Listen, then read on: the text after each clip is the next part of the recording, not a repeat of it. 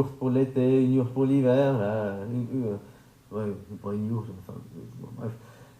Et ils se déplaçaient avec les troupeaux, machin, tu vois. Bah, nous, on était sûrement comme ça aussi avant, quoi.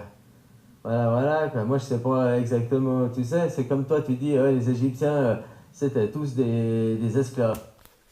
Ah ouais, là, il fallait être précis sur celle-là. Non, j'ai pas dit que les Égyptiens étaient tous des esclaves, j'ai dit que ceux qui ont écrit le mythe d'Horus, c'était des esclavagistes. J'ai dit que tu te prends pour Horus, le premier esclavagiste enculé de là-bas. En gros, c'est les Égyptiens avaient ces connards sur la tête. En plus, c'était pas le premier, apparemment avant c'était Osiris.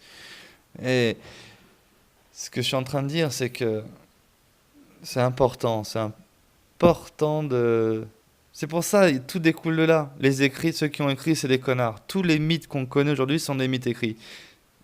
Ça peut servir que au mieux de trouver comme point de repère pour retrouver nos anciennes traditions orales.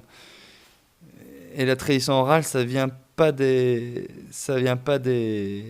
pharaons, hein, ça vient de ceux qui étaient asservis par les pharaons. Et je me méfie des juifs qui se disent esclavagistes à cette époque. Je suis pas sûr que c'était les juifs.